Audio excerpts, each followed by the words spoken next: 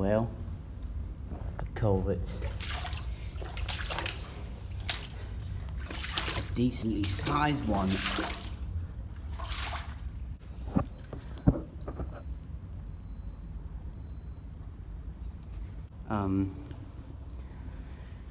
I'm in this reinforced concrete box culvert. It has a length of about 160 feet, so about 50 meters length.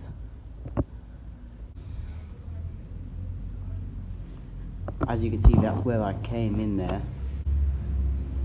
There's a reinforced concrete lateral line, about 12 inches diameter, and it's for runoff purposes of the high street. High street is that way, past that restaurant you saw at the start of the video. Anyways,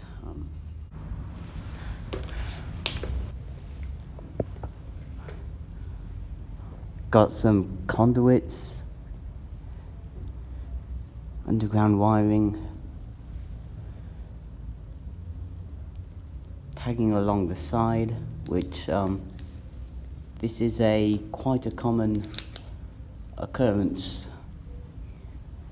when people don't want to properly dig in utilities to the underground.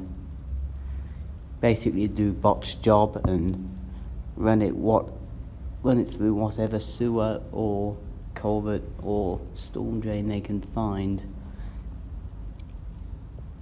Of course, with a certain size, they won't run it through like a 4-inch pipe, or at least I hope they don't. And they'll freaking get fired for their work. Not these people, but them imaginary people I'm talking about. What's this? Shopping basket. Oh yeah, on the ceiling. Gets like a foot taller here. 10 inches. Let me stand up.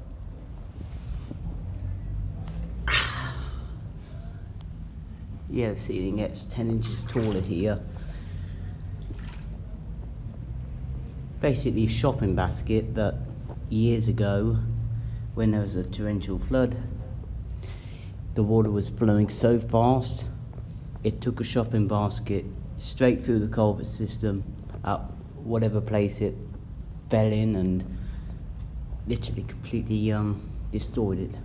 It's been here ever since I came here, and then back in mid-2021. Got a lot of debris in here, piece of fiberglass, old trash, this. But of course, this place will not block up. It's about 3 meters wide and at least 80 centimeters height. Talking about the height restriction, also have this concrete sidewalk, which I wouldn't call a sidewalk because of how short this place is. It's more like the side crouch.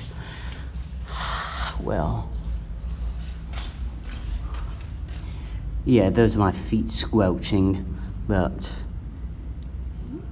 you can see where they have connected this culvert to that culvert.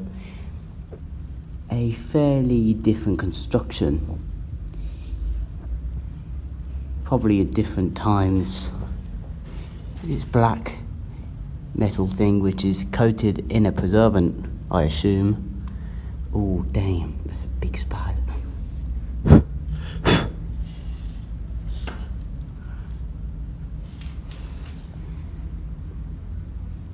Move on.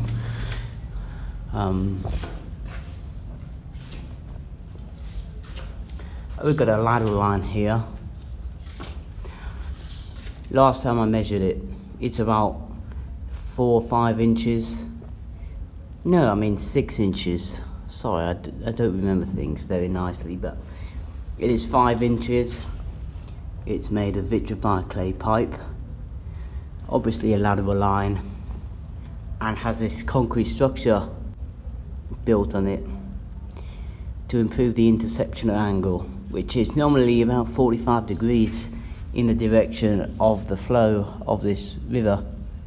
So whenever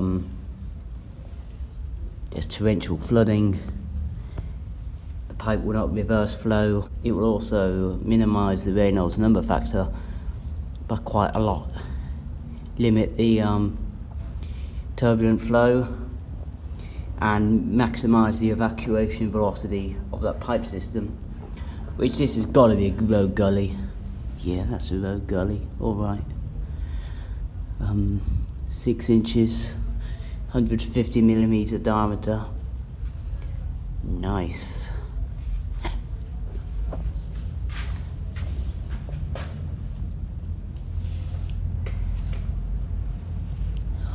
Well, this taller section soon goes down to a really short section. The conduits come with us. Yeah. This is known as chamfering the concrete. When they cast it to get a fine edge, it is not viable to actually have a right angle on these edges with concrete, as they will literally weaken the structure, possibly, as it will crack open. Cracks will spread and form, more cracks will spread and collapse. In this freaking short area, I hate this area.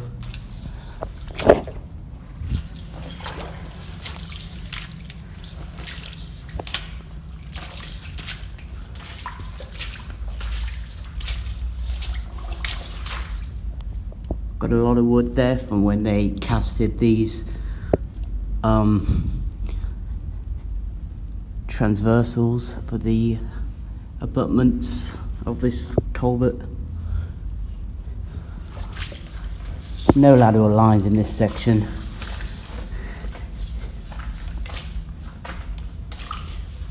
Getting out this section now into big section. I can stand up in here easily. By the way, there are a lot of fish and crayfish in here. Some small little beetles too, and things that skim across the water. Those possibly could be water spiders. Yeah, they're water spiders, alright.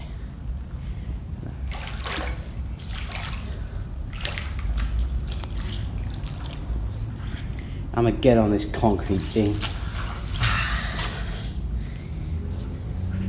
Alright, so I'll explain the construction of the last section. This here is the barrel of the last section, the inlet. Basically 2 abutments, one there, with the reinforced concrete foundations under it, parallel, directly under the abutments actually. This RCC slab on top of it here, which is super thick. I'm looking at the construction. This looks like the previous culvert section, and they have extended the culvert by quite a lot since. And that is where there also used to be a bridge there, back when this area was open topped. So nice, really. And these are actually quite a genius way of casting concrete, in my eye. These are cofferdams, and these are basically massive sheets of corrugated steel, which they install into place, drive into the floor, do some waterproofing stuff, and then they will pour the concrete behind it. And sometimes they remove it.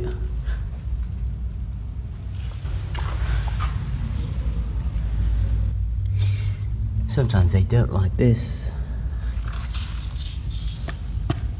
Solid, that is.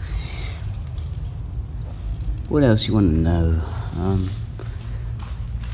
These are still the abutments here. These are all the abutments.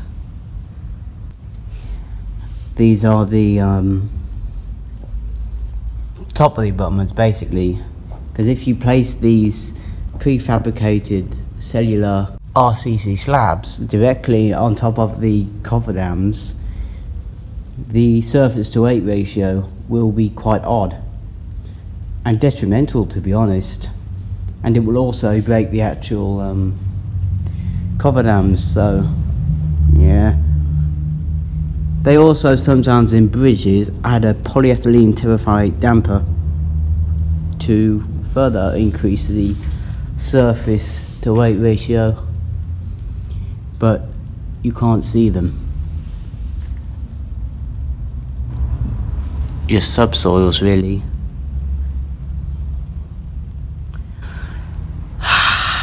Of course, a bigger culvert means much darker space. And these things, these are not stalactites. These are actually calcium phosphate, tubes of calcium phosphate. Well, because there's a lot of utility pipes over here, which serve water. When the utilities somehow leak into here, as they combine the water with calciums, phosphates, and other stuff and minerals in water supplies, naturally it will leak down in here via a current known as infiltrate between all the nicks and crannies between the culvert and the actual subsoil, and these things will form and they turn into like a powder. They're horrible, absolutely horrible, but they are quite beautiful in some cases. And obviously these are prefabricated reinforced concrete ceilings which are placed in sections, and here there's some aluminosis.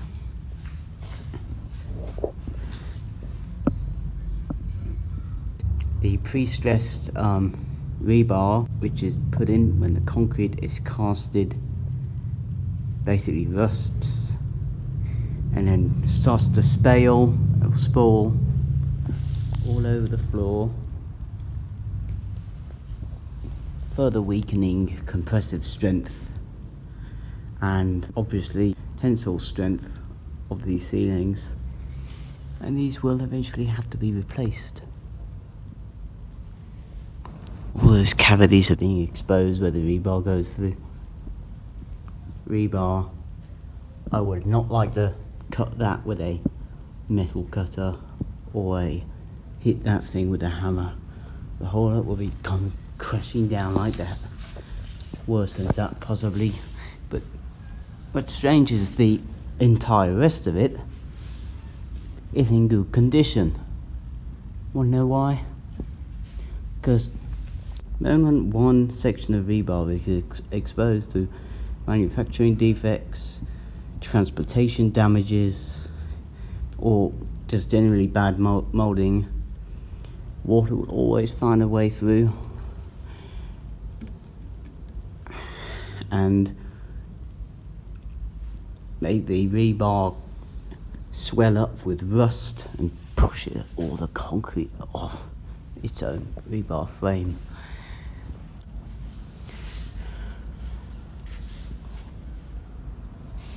Oh, look at this double barrel culvert setup here. That is a 15-inch diameter reinforced concrete lateral line. That there is a 12-inch diameter reinforced concrete lateral line, which has an interception angle of about 45 degrees into this culvert, which is, like I said back there, to reduce the Reynolds number factor and initiate a decent flow. Once again, another lateral line flowing in the water. There are a lot of crayfish around here, especially around the back of there. You see the watermark or not the watermark, but the erosion mark, eroded through this hydraulic based sediment. And there's a culvert lateral line, probably made of asbestos fibre reinforced concrete, probably, depending on the age of this place.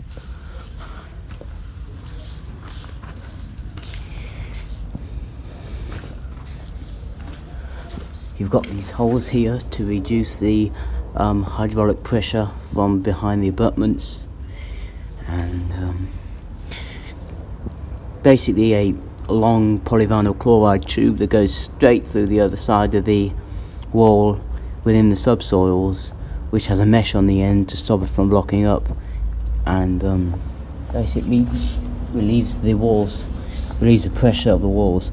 And that's why when they build these culverts wrongly, especially large culverts like this, if the hydrologists have miscalculated or they skimped out, didn't even use a hydrologist, what will happen is they will not know the water table and the phreatics of the topology of the surrounding areas will freaking rise up past that height in the winter times and pour out these sides like this,